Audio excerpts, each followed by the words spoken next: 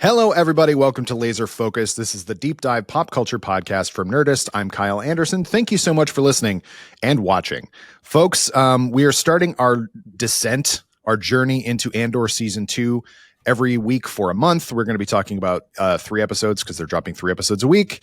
Pretty much going in arc format, and I'm really stoked about it. So joining me to talk about the first 3 episodes, week 1 of Andor Season 2, is none other than friend of the show, Nerdist Editor-in-Chief Rotem Rusak. Hey, Ro, how are you? I'm doing well. Thanks for having me. I'm excited to talk Andor. Before we get into this season, since season 1 happened a little while ago, refresh my memory and give the listeners. Let's talk a little bit about what was your opinion of the first season of Andor. Yeah, it has been a minute since the first season of Andor, but I think Andor, and I think many people share this opinion, was like one of the best constructed of the sort of Star Wars Disney Plus shows. It had a really intense core to it and really tackled real issues without being flinching kind of in the face of its big project. And I think we see that continue now into season 2. So I think I really enjoyed season 1, and it's been a good run in season 2 so far for me as well. Yeah, I think I've talked multiple times on the show about I love Andor so much. It's exactly what I always wanted a Star Wars thing to be, which is to just be about the people and the world and, galaxy, whatever you want to say. Yes. Touching on the larger saga, but not having to be so tied to it. And I know a lot of people love the sagas and stuff like that, but I was just really happy there was a whole show with no Jedi in it. Yet to be seen in season 2 if that's still the case. But I have a feeling it's probably going to be pretty close to the case, considering this is a period of time where there are no Jedi, supposedly.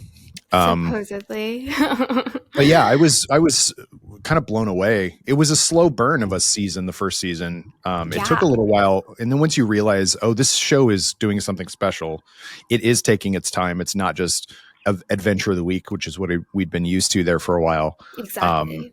And so going into this season, I do kind of think that they maybe are doing a disservice.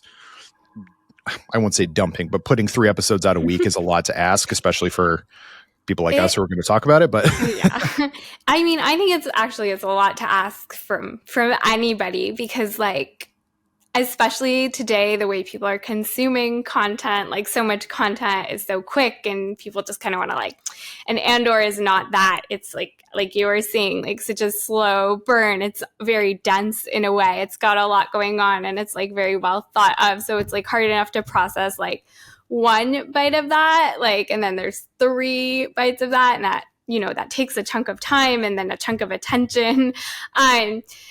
But I do think, having said that the first 3 episodes did kind of play well together. I did finish one and was excited to start the next one, and they were all interesting and very well constructed. So I think it does have that going for it. A lesser show, you definitely couldn't have watched 3 episodes, but Andor actually, even though it is a lot to ask, you kind of want that, mm-hmm. and since they do sort of link one into the other, there is that facet of it which sort of makes sense in its way. I don't know. I mean, we only get to see it the way we get to see it, so I don't know how I would have felt if I had to wait a week in between. But since they kind of are puzzle pieces for this chunk of time, then I guess although it's not, I don't think it's anybody's preference to have to watch 3 episodes at one time necessarily. These were probably the 3 episodes to watch together at one time if we have to. Yeah, for sure. I think that's kind of my thing. I understand arc wise, these are basically all just telling the same. They're all the same snapshot in time. And we've yet to see if this is going to continue to be the case in the further weeks. But exactly. This is very much a weekend in the life of all these people, which I think is really interesting.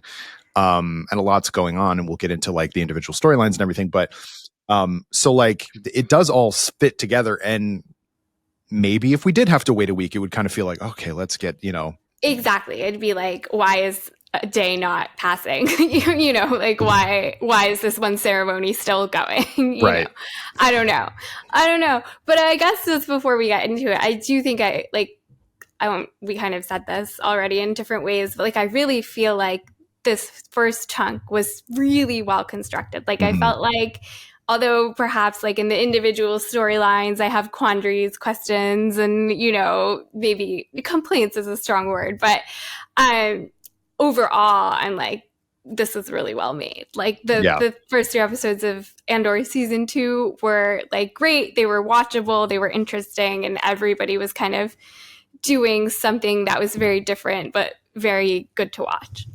I agree. I think there's one storyline that I think is far and away the most interesting, which it's possible it's the same choice for you, but we'll get into. It is the one that I think most of the time is devoted to. It has the biggest cast, the most amount of people, but I think each of the storylines reflects the themes. You know, so much of last season was even the individual arcs were like Cassian first starts, you know, doing the heist with the gang. We don't even know who those people are and all this stuff. And it's all kind of like reinforcing the general theme of like, this is how rebellions start under the thumb of this huge giant empire. And it still is the case that like the rebellion, while better organized, is still fairly grassroots in a lot of ways. Like there's a central rebellion, but there's, as we see with the Cassian storyline, there's just people who don't even know what's going on. They don't even know who among themselves is in charge. And I think that's a microcosm of like how hard it is, especially globally, or I guess, you know, universally, to try to get anything organized. There is no alliance quite yet, even though there is like heavy rebellion stuff going on. Exactly. I think it really did an amazing, you know, like salient and probably very critical job at like reflecting sort of in this fictional world the idea of what is it to rebel? What does that mean on an individual level? What does it mean on a systemic level? What does it mean, like, you know, in many different capacities, but I think every single one of them was really well drawn and striking. So I'm glad to see this hit our screens, and yeah, I think it's really well done. So let's dive in. These are the first 3 episodes were written by Tony Gilroy himself and were directed by Ariel Clayman. Clayman directed the first 6, the first half of the season, and Gilroy only wrote the first 3, but he's the showrunner. Like this is his sort of vision and stuff. And we do have writers coming back, which we'll talk about from the first season as well. So effectively this is split up into 4, am I right on that? 4, maybe 5 major storylines. You have Cassian on this mission that we don't even 100% know what the mission is for a while, why it's happening. We have Bix and Braso living on this planet, just sort of hiding out, doing work, just sort of like doing menial labor as they're waiting for Cassian to come back. We have, I think, the most surprising arc, and it has the least amount of screen time in any of them, but is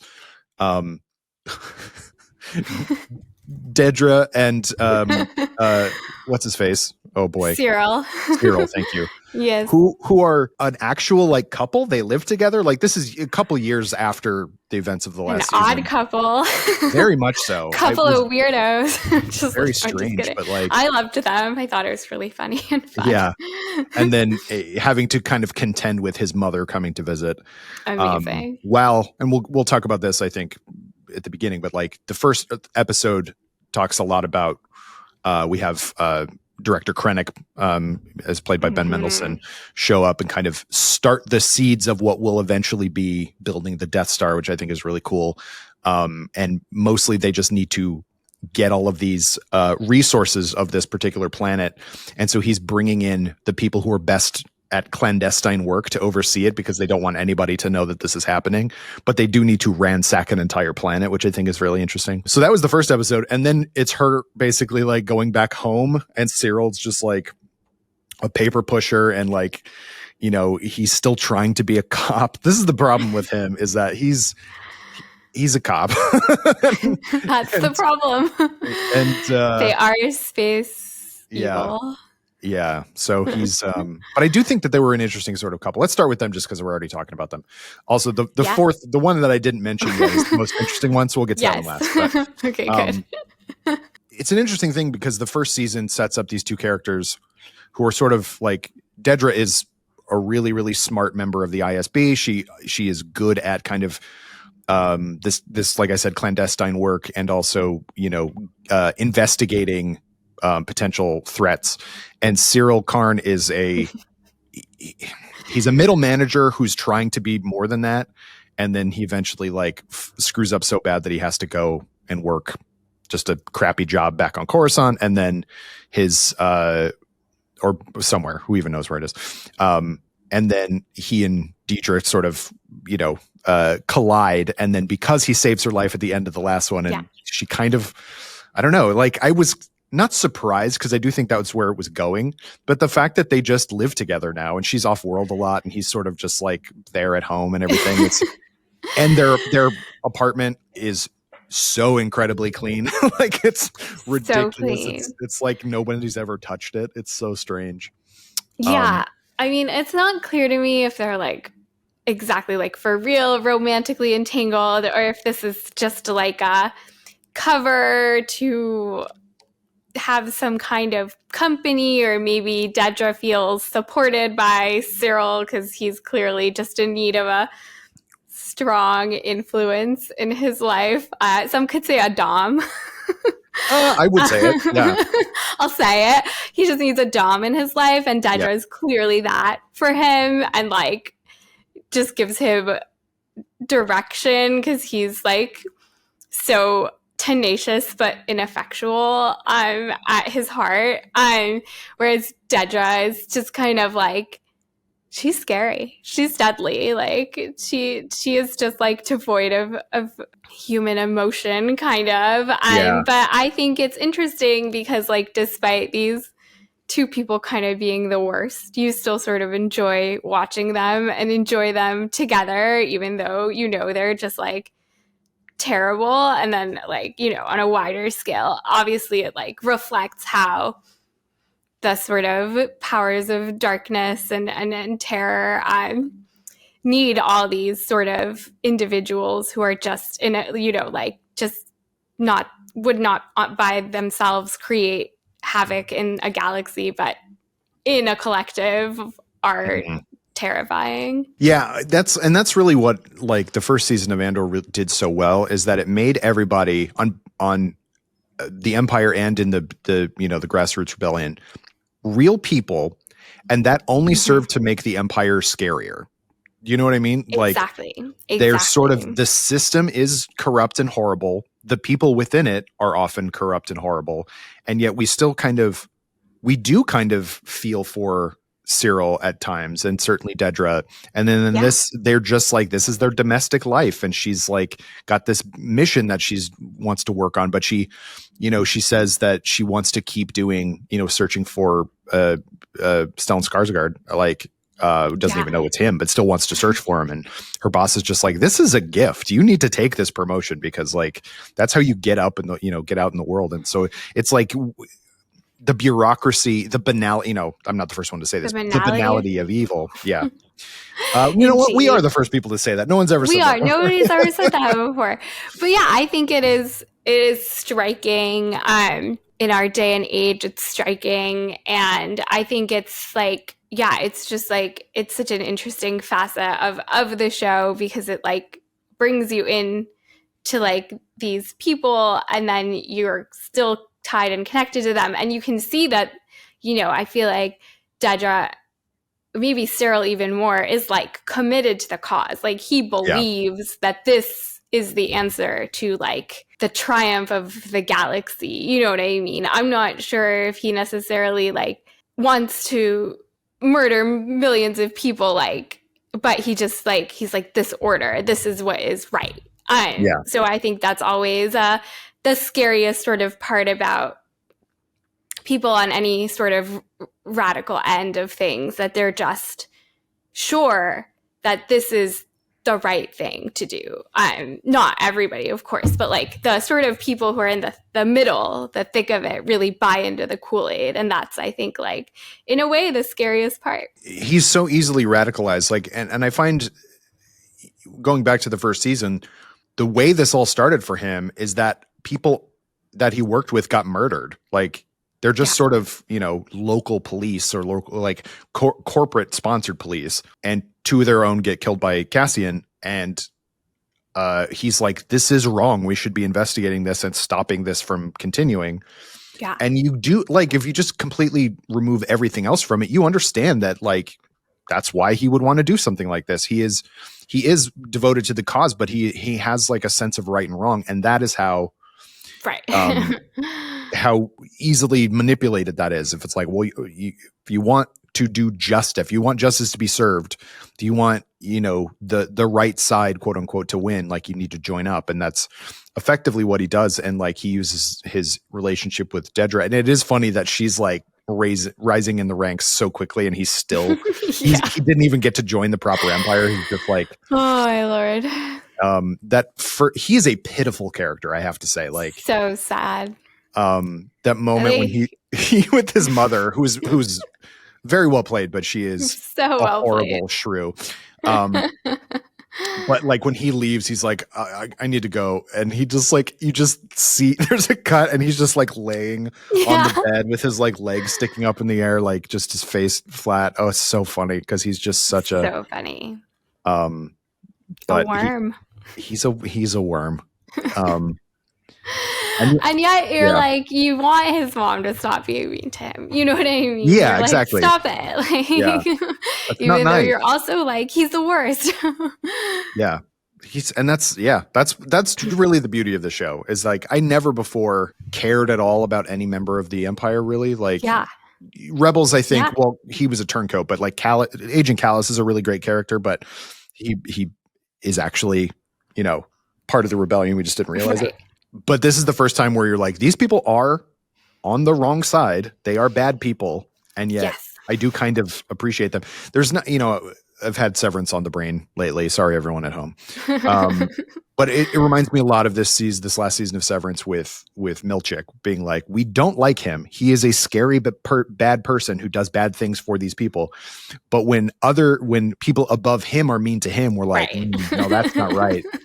You know, we get to kick up to Milchick. He doesn't get punched down at. And it's just sort of like, it's weird how fiction does that, because I do like, I like Dedra an amount. I don't like Syril at all, really, just as a person, but I love their dynamic, and I like their storyline. No, obviously they're like great characters. They're like well-built constructions of, you know, the banality of evil in a way that, like, we see them, you know, plotting to destroy a whole planet, and also like trying to wrestle with their mom being mean to them. So it's just like, you know, it's an interesting array, and it's amazing that Andor has like sort of the time to give all of that. You know, many shows, like, it feels like these days just feel like they don't have the time. You know, they're just rushing in a way, or like there's just so much happening that it doesn't feel like paced. But I feel like, especially like the sort of, you know, drops of the Dedra and Sirill, like that felt like it was there to build their character. You know what I mean? Some of the Dedra stuff was moving the story forward, but only very slightly. Like, and so they get the least amount of screen time, which is fine. I'm sure there will be in it much more as we go forward. I want to talk about the Bix and Braso storyline, which I think it's more just kind of, for a while anyway, like sort of, this is what they're up to, and they're waiting for Cassian to get back. And we know that, you know, Cassian's got his own thing, which I want to spend a good amount of time on. But then in episode 3, it's like, oh, this is a very important thing. And also we lose one of our main characters, or one of our main, you know, supporting characters. Yeah. In a really sad, like, horrible way. I just felt like he was going to die. I was just like, he's too nice. Everybody loves him. He must be sacrificed to the altar of, this is what happens during rebellion, which, I mean, it is and it isn't that, right? But like, I felt a bit like, okay, I knew you were going to kill him and you killed him. It's Braso, by the way. And then yeah, sorry. yeah, and I like, I feel like, okay, I got, you know what I mean? Like, surely some nice people get to live through revolution. I don't know, maybe not. But I was a little like, you just were like, oh, we have to kill him because this is what happens when you're fighting the Empire. A little bit, but it's okay. It was meaningful, but I was like, okay. Well, he dies because, well, first of all, they get betrayed by that guy who what a bad guy. But yeah, so just to like get back to sort of the beginning of the arc, the vision of it, I think, yes, it was a bit like, where are they and what are they up to? But I felt it also did a great job at capturing the kind of constant fear and anxiety and terror you might feel as somebody who's like an undocumented immigrant in a place where they're not supposed to be, trying to work, trying to survive, trying to build community, but under all of that you're not safe. So I really felt that saliently in that storyline and thought that was a important part of the sort of like, how do revolutions work? Why do we require at times big revolutions to occur? And that's because, like, yes, of course we were following Bix and Braso, but it was like heavily implied they weren't the only people in this position. And many people in this position weren't part of a greater rebellion. They were just uprooted with nowhere to go, trying to find some place to be. And I think actually the fact that they were betrayed by this person who had been helping them, like that person had helped them to a point. It's just like, that does to me raise like this interesting question and feeling like that I think was well constructed, where it's like, sure, people maybe do want to help you. Until what point do they want to help you? Who can you trust? Like, what does it mean for somebody to be part of the revolution, or somebody who just says they want to be part of the revolution, or somebody who wants to be good, but then at, the first hint of actual danger thinks of only themselves, know? So I thought that storyline actually did to me, a very salient job of illustrating all that. And I feel there was like really strong, almost like Nazi Holocaust imagery happening when they were on those big like transporters, like going through the fields, and you could just see these figures of darkness basically standing on them. So all of that struck me pretty intensely. And it's, all, not so much the Syril and Dedra storyline, but all the other ones, you have characters who sort of represent, I might idealistically agree with the rebellion. I might even support you in and how I can. But at the end of the day, I have to take care of me and my own. And what does that mean? Like in the Cassian storyline, it's like we literally have no food or water. And so we're just infighting and we don't know what else to do. And then in this storyline, it's this guy who seemed like a really like good ally to have. Like he's sort of the leader or like one of the higher ups in this little community of workers. Exactly. He gets them the little pass, the passage to the other blocks and everything like that. And then as soon as they're found out, he basically has to, for his own safety and the safety of his own, family, sell them out. And it's sort of like, there's, you want to think you'd be able to, continue like help people at all costs and everything like that. But push comes to shove, we don't know if that's the case. And long may we not have to find out, and so then we also in the wedding storyline, there's a character who seemed like a really great and noble, I guess, person. And then in this season so far is just, well, I say so far, I can't imagine he's going to be in it much longer. It just sort of like how quickly that falls apart and how when money's involved. So it's like it's money, it's food. It's like, what do you need to survive? Like, yeah, he's a rich guy, but like, right. And I think that and then there's the show is very cleverly and in very many different ways asking like,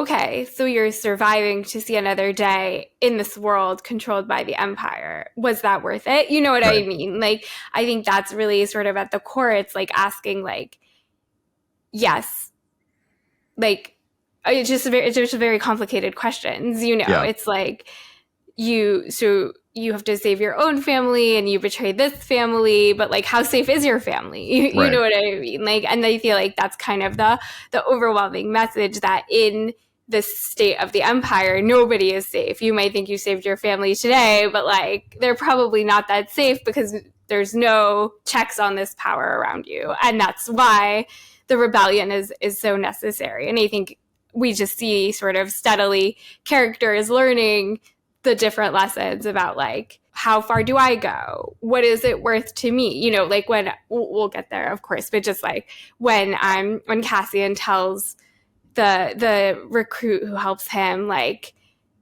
this right now, you and me, you knowing that you can't live another day under the Empire, and so you have to do this because you can't not do it. Like, and that's really what counts. That's what will save us.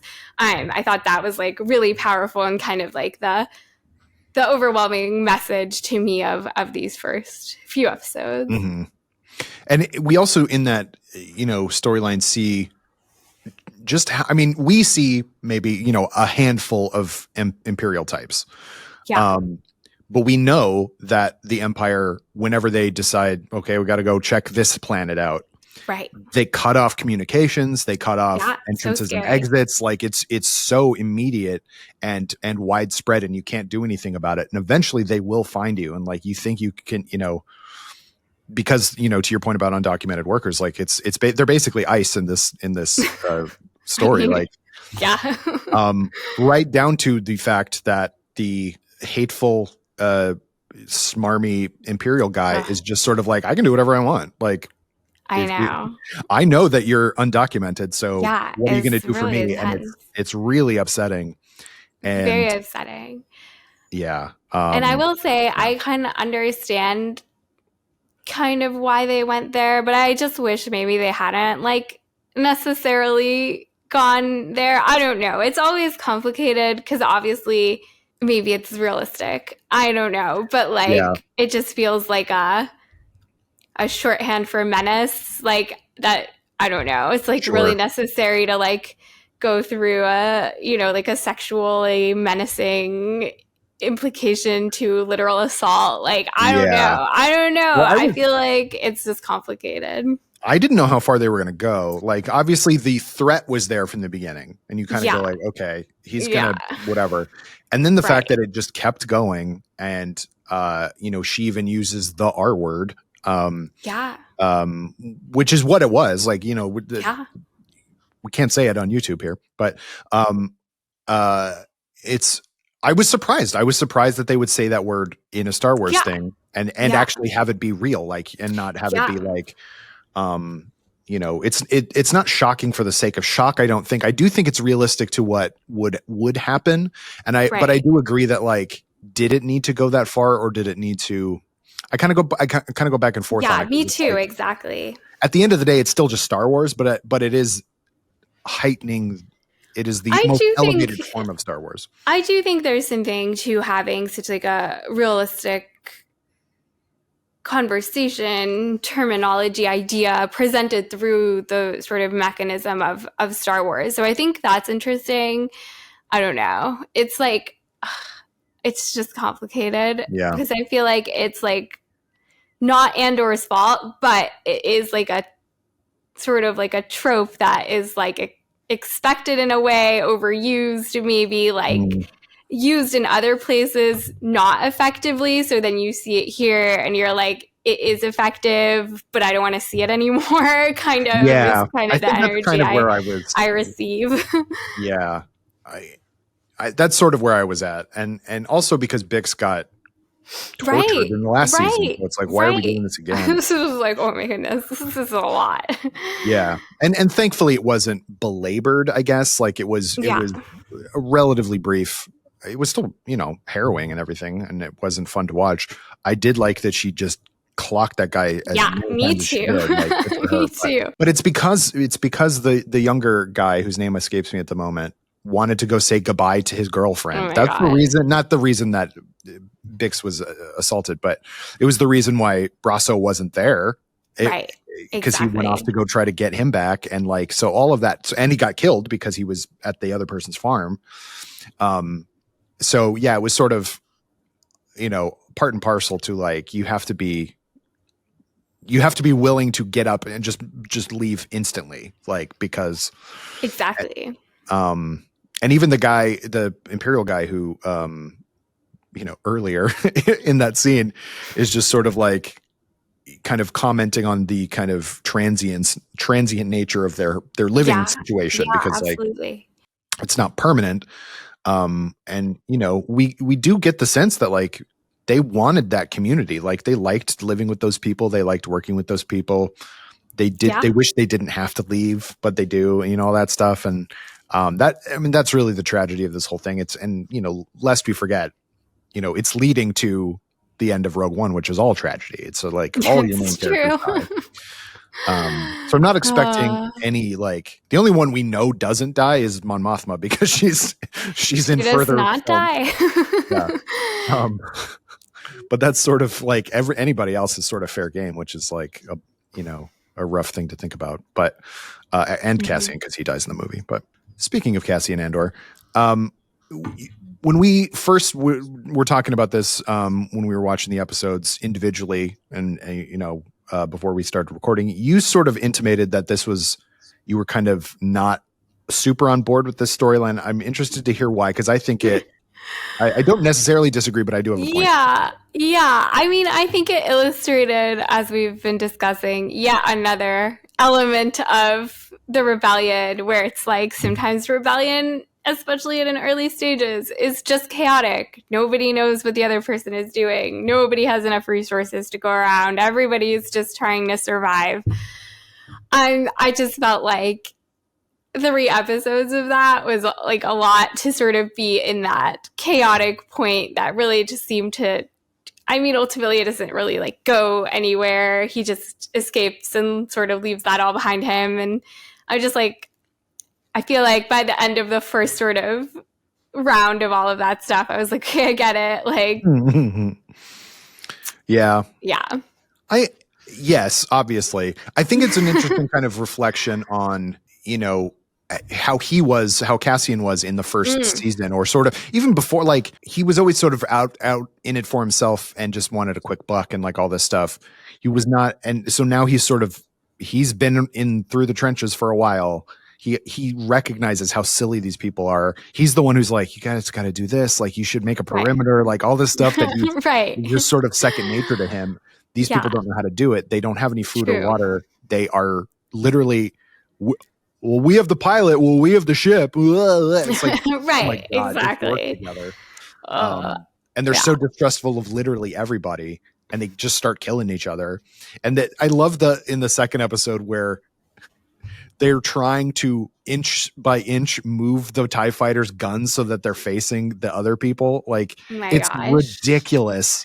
But that is kind of, well, this is what we can do. Let's yank this thing. And Cassian even says, like, basically, like, they should be able to turn it 5 feet by midnight. And it's like, and then we're dead. Like, that's all it takes. Because they do know how to shoot the weapons. They don't know how to do anything else on it, but they know how to shoot the laser guns. Yes.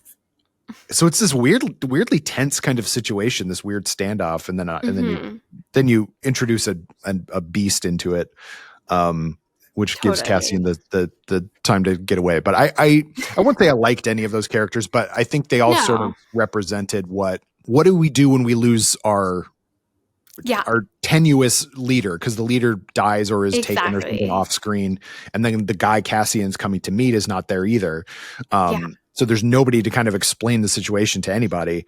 And you were sort of just left with, like, I was not surprised that Cassian didn't like get everybody on board. Like, he's just like nuts to this. No, I mean, I really liked that as well. And I think it had, like, just by the virtue of it being so chaotic, was like that's the point, right? Like, these people don't have resources, they don't have structure, they don't have peace, they're just trying to survive. And what do you do when you're just trying to survive? You turn on each other, you try to get what you can, but like, what were they even fighting to accomplish? Nobody even really seemed to know why they were fighting. Where would they go if they had the ship and the pilot? Like, there was just nothing clear, and to me it was just like it's like a lot of total chaos happening, and I'm not like a big total chaos fan.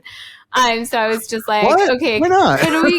could we get back to a storyline now? But I understand that, like, the point was that this is part of the mess of revolution. Sometimes it's not orderly and clean, sometimes you end up who knows where, and nobody can help you, so I got it, but I was not like watching those scenes like with rapt attention and awe. I was just like, okay, we're still here with these people arguing over inane things that, like, why are they even on opposite teams? Nobody knows. Like, I weirdly liked the opening of the first episode, which is sort of Cassian on his mission. Like, he's undercover, he's trying to steal the ship. It is tense, but then like it's such a cluster. Like, I love that. Fly it. It's not the ship that he thinks he's getting. Right. He makes an absolute mess of it and just tries to get away. And like, you just see the sort of like the chaos, to use your term again, of the whole situation, and how quickly it can just go, belly up, because just they're just winging it, really. Yeah, they're winging it. They're just doing their best to like get the ship for an end that's like not totally clear. They're just like doing their best. Like, like I said, I really liked that opening scene where he was talking to the sort of that new rebellion recruit. Like, I thought that was really powerful. I thought what like it had to say about how you rebel, the small steps that count, like what each person can offer, and just this feeling that you have to do it, because to not do it might be more peaceful, but you couldn't do that because you're already thinking about it. You already know the Empire is wrong, so you can't like unknow that kind of, and that's like the powerful sort of ephemeral part of revolution, this like idea that people will understand, the sort of hopeful part that people will understand that the things happening are wrong, and they'll rise up against that in whatever way they can. So I really liked the opening, and then I liked how it went from so sort of noble and heroic to so completely like, what is even happening? Everything's going wrong. I can't fly this ship. Nothing is working. So I thought that was like a really fun juxtaposition of like the nobility of spirit of revolution and the reality of just like, we're just trying to get one ship away from the Empire, and we're really struggling here. And that was because in the whole third episode, basically Cassian he strands himself, like, or just stops flying just so he can try to send a message. Then he finds out that the planet that Bix and Braso are is overtaken or whatever, and so he flies quickly to try to save them. It coalesces in this sort of big heroic kind of moment that still is a defeat, because you lose somebody, and like, what do they actually gain out of this whole thing? Really nothing. Exactly. And like, they're all just sort of like completely forlorn in the ship flying away, like kind of remembering like, what is it for? And that's all they have going for them. Because there was that scene earlier in the episode where the guy who ends up betraying them, like, he says like, they're coming here or whatever like that. And then Brasso's like, well, they're everywhere. Like, right. Like, there's nowhere to go. There's nowhere to go. Like, they're literally everywhere. Yeah. And like, that just echoes like kind of what we talked about, like, last season, where it was like somebody needs to tell people that this is happening with the prison, and it's like it's not just here, it's like, this is just what's happening now, so it's easy to see just or I guess just focus on what's right in front of you, but also like, and that again is like the push-pull of rebellion, where like you see that there is a bigger threat. It seems weirdly prescient and also like of the time. I don't really really know what's going on. Yes. But that there's bad stuff going on and you don't know what you can do about it. And also you think Right. you're sort of alone, because that's the whole point of these kind of regimes is like, Exactly. let's isolate the people who would band together and probably outnumber us, or at least give us, you know, a run for our money. Yeah. Except we have done all this stuff to make sure that they are silenced. And Yeah. I'm only talking about Star Wars, obviously. What else could I be talking about? Yeah, actually, it's so funny, not to go on a tangent, but I feel like this actually reminds me like a lot of like Yellow Jackets we were talking a lot about this season, where Shauna's just there being a loser, and there's so many of them, and they could just jump her, but they don't, you know. And like, obviously it's a much different scenario, but that's kind of what it feels like, you know. It's like there's so many people and they could probably overtake them, but they don't, like. And you know, obviously there's just these huge fear systems in place to prevent that, and just trying to connect with one another is so difficult, like.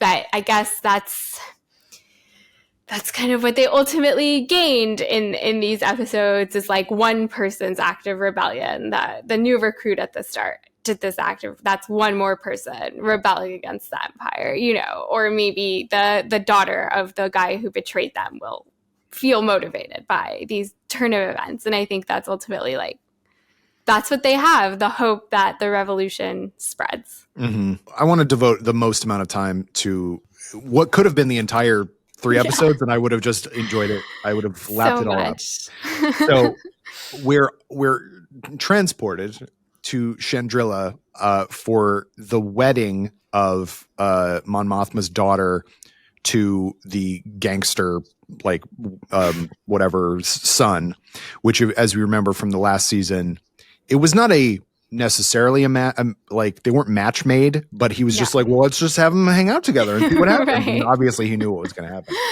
Sure. And so it's so much about like and what I really like is that they spent time showing us what the Chandrilan like wedding festivities are, which is like a weekend long, or a week even long. It's a long time before the actual thing. There's a lot of feasting, there's a lot of parties and all this stuff, and it's very ornate, which I again I think is really great. But because so many people are there, we get to have a lot of these little conversations. Luthen Rail shows up, which is great. And he's, except when he's talking to Mon Mothma, he is fully in his like camped up like persona the whole time, which is really, really enjoyable.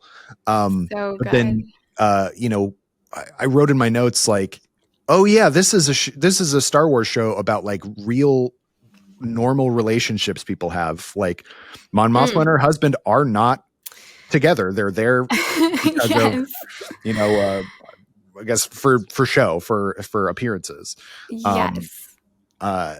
They are probably not going to cohabitate much longer, like that kind of thing, which I think is really, it was really kind of refreshing to see. I was just like, oh yeah, I forgot this happened. And yeah, totally. No, I loved all the wedding stuff. I thought it was so interesting and so beautiful. And like, there was just like a depth to it that I thought was really like fun to see. Like it gives the whole world more of a meaning and a connection when you can see like, oh, there's wedding customs, there's rituals, there's tradition, like it's steeped in a people, and I really loved that. And it was also just like such a beautiful segment that, you know, aesthetically it was just very fun to watch. There was just like so many fun dresses and fabrics and like balls, and you know, in a depressing show like Andor, sometimes you need a little like festivity to break up the monotony of just like evil, you know. Like obviously it's like the last days of Empire or something, like we're gonna fall to this fascist regime and things are gonna really suck, but like we could still have a party right now, and maybe we need to let go a little. Like obviously Mon Mothma's just like dance at the end is so like intense and amazing, but it's like she really needed that release. You know, things have just been crazy. There's so much to balance, like, and and like you were saying, it really added this edge of like, oh, real people, real dynamics, like, Perrin thinks Mon Mothma's having an affair, which is so funny because with the rebellion, right. But it's just these sort of interpersonal dynamics, this almost gossipy feeling, the sort of way rebellion works in polite society is just very entertaining to watch. And I definitely, I think Genevieve O'Reilly is so good, and she should get an Emmy nomination just for these first 3 episodes alone. She's just incredible. Having to kind of bear the weight of all of these things, not just being the mother of the bride, but also one of the, a person high in politics who's putting on the face of I'm on board with what you're doing, even though she's one of the key figures in the rebellion, and also having to kind of contend with one of her key allies having an absolute breakdown in front of her, Lord. And then kind of realizing what's going to happen or what needs to happen, even though she's trying to deny it. And you're right. And then her daughter's just mean to her at the end. It was so heartbreaking, the scene, brutal, where she basically, because Mon and Perrin have not had a good marriage. It's very clear that they were sort of set up together and just didn't work out and all this stuff. And she fully and completely lets her guard down with her daughter and just says, if you don't want to do this, you don't have to, it'll all be okay. And then her daughter's just I wish you were drunk, basically, because she said my mom was drunk my whole wedding. And it's just and then she just immediately puts it back on and is really stern and stuff like that. And it's wow, I cannot believe you absolutely kicked me in the face while I was trying to help you. It was, and then she gets really mean though. I'm okay, that's done now. Was never nice. Her daughter was over it season too. I'm just not a big fan of her, but no, for sure. I think it is also interesting from the perspective that what sort of empire wants to do is create this homogeny, this distress, this constant fear where you can't just worry about your daughter being mean to you. You know what I mean? Where you can't have these, deep-rooted customs, this that's all at stake, kind of. And even though it's not overtly said in this episode, it's this kind of life, this blossoming, these beautiful, long-rooted traditions of a certain culture, the Empire doesn't want that. They just want their cookie cutter vision of the straight lines and how life should be orderly. It makes me think of the planet they were talking about destroying.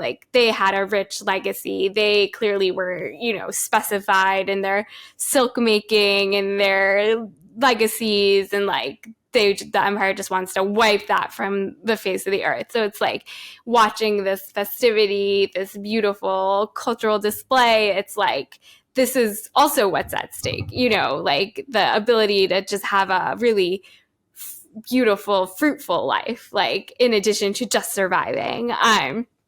So I thought that was interesting to think about.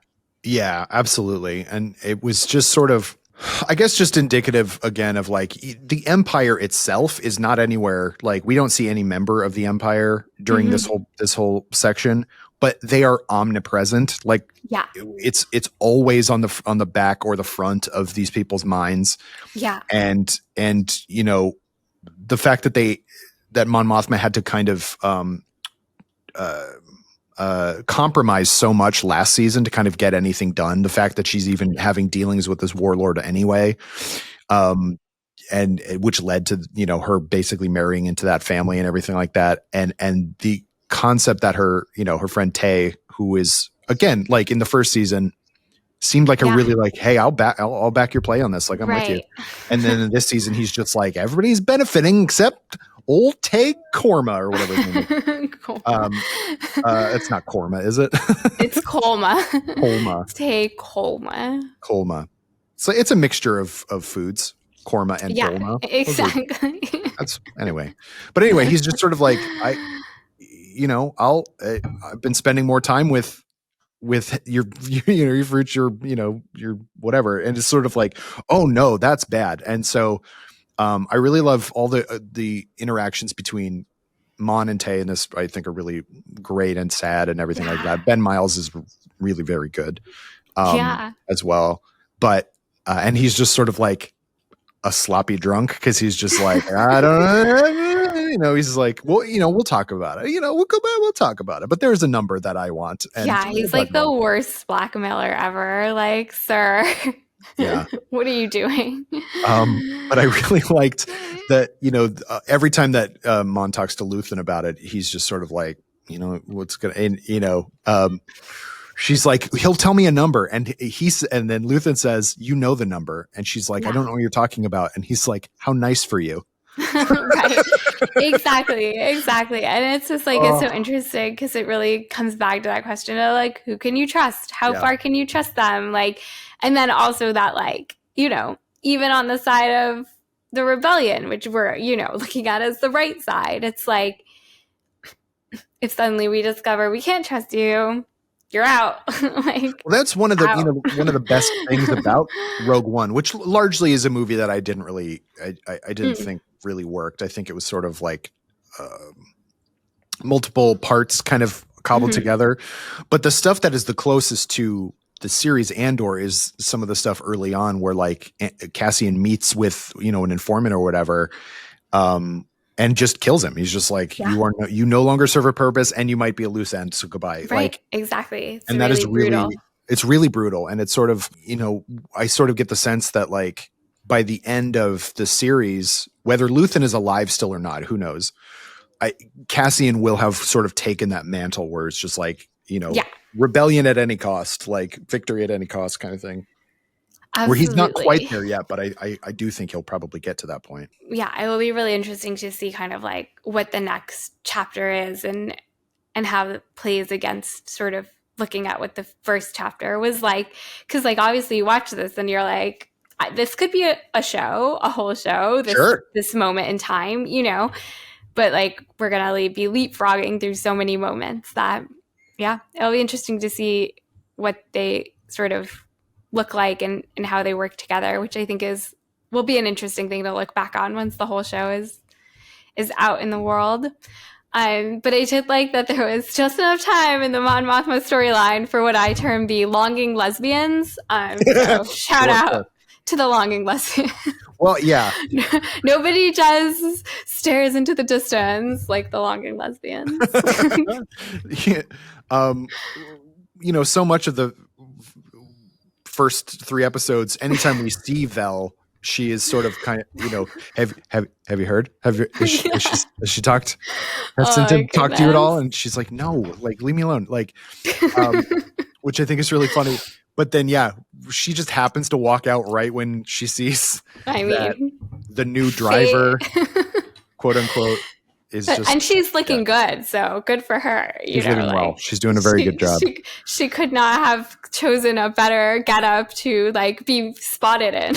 Yeah, and she's got a new job being the new Doctor Who companion. After all, that's right. It's the same person. I love that.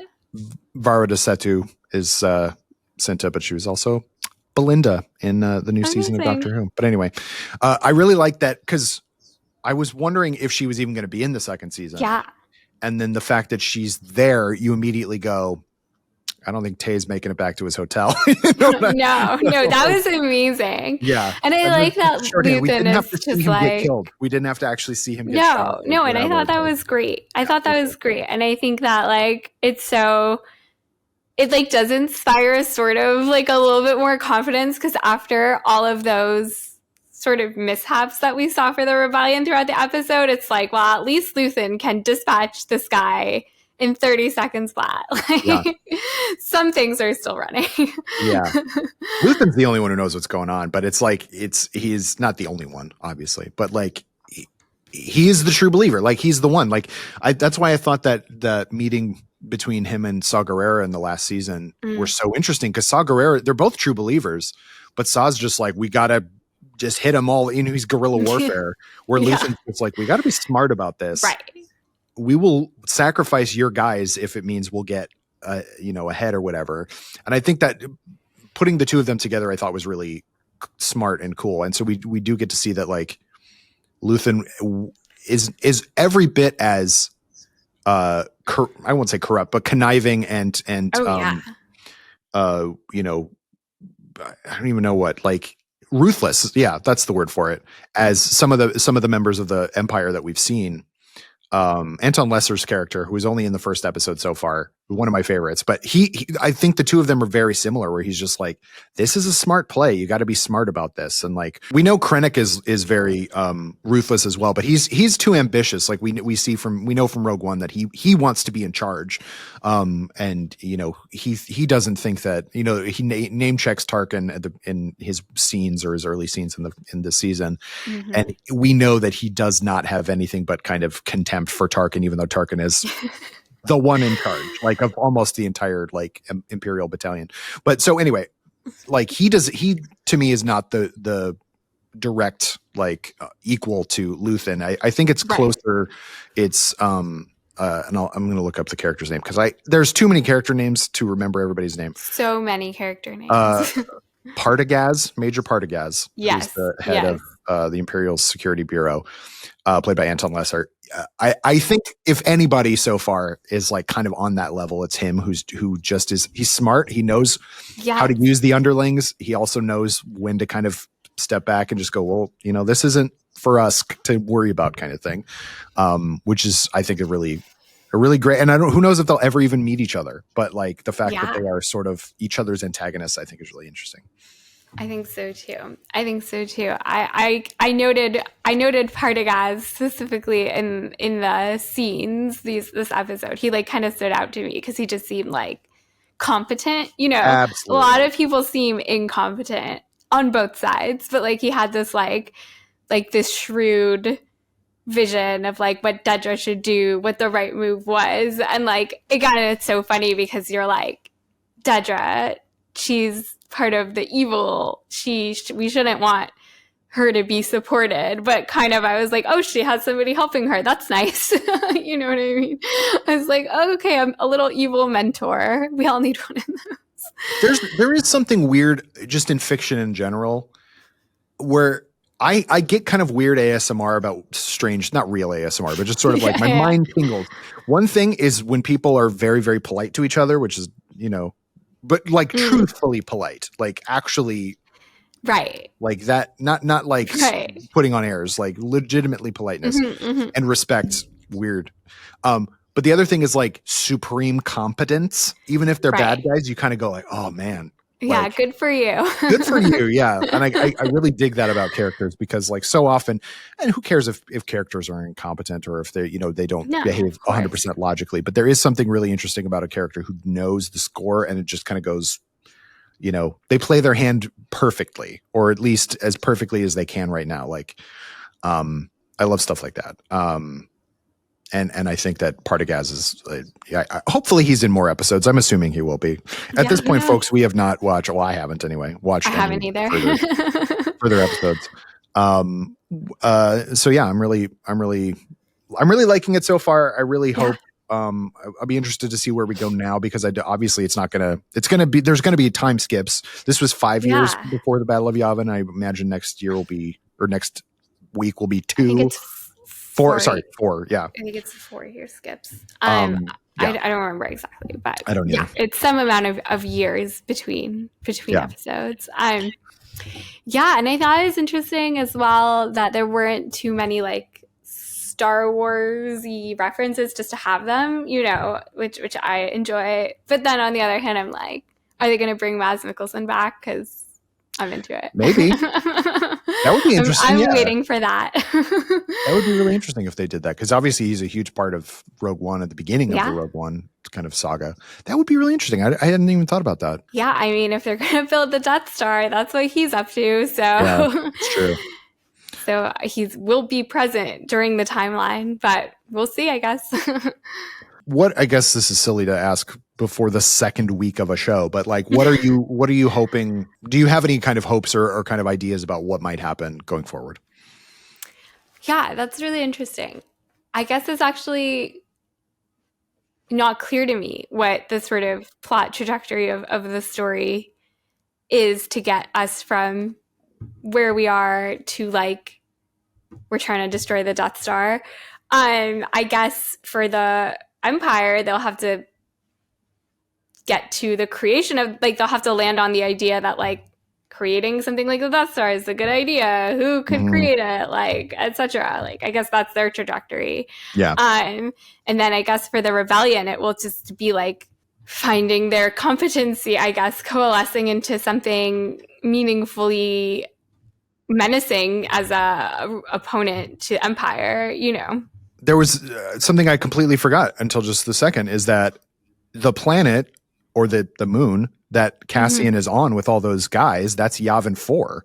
Like, that's where the actual rebel base is going to be at the time of Rogue One and A New Hope. And we know this because of the shrines, or the, you know, the kind of pyramid looking structure as he's flying away. Oh, so I think it's really interesting because at that point it's not uninhabitable, but it's untamed. There's no sense quasi uninhabitable. Yeah, right. But monsters. Maybe he'll like think of it, and when they're like, "Where do we need to go?" You know, he'll be like, "Well, nobody's there." Yeah, I do know that there's nobody there, except the monsters. Yeah. So that's clever. I like that. Yeah. So that was a cool. That's like the one thing I have an idea about going forward, because, like, you know, a time skip. Eventually, like you said, they're going to have to, and we do know that the rebel base is on Yavin 4 because that's where it has to be, because that's where the Death Star tries to blow it up. Yeah, I mean, I think they said the show takes us literally to the door of the movie, you know. So I don't know if they mean like to literally the point where we meet Cassian for the first time, or to like the point where the movie literally starts. I think those are different things, but yeah, we'll see, because like they start where Jyn is a child, right? So, but like, oh yeah, I can't imagine so that. I don't think that's what they mean, but I don't know what they mean exactly. I guess I imagine them being like concluding on Cassian's first scene, kind of. But yeah, we'll see. That makes the most sense, I think. Yeah. So I don't know. I'm very intrigued. I'm really digging it so far. I think Genevieve O'Reilly should get crushing it, an Oscar nomination for a TV show, an Emmy nomination, really, and an Oscar nomination. It was that good. Why not? But I'm really stoked with that it's back, and just like it's just a beautiful looking show. Exactly. Like, it's well shot. It looks like it's real. You know what I mean? Like, it was shot on real locations. Yeah, and it's just like very enjoyable at the heart of it. And very like, you can't say that about every single thing on our screens these days. Like, you want to watch it, you want to watch the next episode. Like I said, even if you're like, I'm not unsure about this part, or like the storyline was maybe like the least favorite of the storylines, you're still like, wow, what a great episode. What a successful first chapter of the second season. So yeah. And there are so many shows that we cover that, you know, eventually I get tired of. And thankfully, this is only two seasons, and I don't think I'll get tired of it in the next 3 weeks, I guess. But yeah.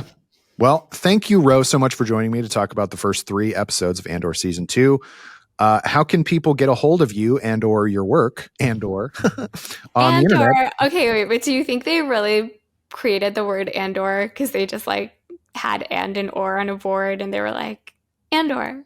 I wouldn't put it past thinking about this morning. I was like, that. You couldn't like accidentally put the words and or together, could you? I don't know. This is what I was meditating on this morning. Like, were they just like Andor? And then we'll get but so. Come on, there can't be a but so. I refuse. Anyway, you can find my work on Nerdist.com. Oh, cool. We love that. A great website if you haven't checked it out. And also I'm on Instagram at Rotem_Rusak and Blue Sky at Rotem Rusak. I think we're finally retiring your old Twitter because I really have not posted on it even a little bit. So, yep, find me on Insta or Blue Sky and Nerdist. Very good. I've all but given up every social media platform with the exception of Letterboxd. If you want to see what I've been watching lately, I just saw the movie Drop. By the time this comes out, I will have. Me too. Did you like it? This is not about that. I'm not really on anything else. You can send me a postcard. You can put a message in a bottle and throw it into the ocean, and I will eventually find it, as I do all messages in bottles. They all go to me. I'm the dispatch for all of them. But yeah, thank you again for watching. Thank you for listening. Join us again next week on Laser Focus when my guest will be a different person. Bye-bye.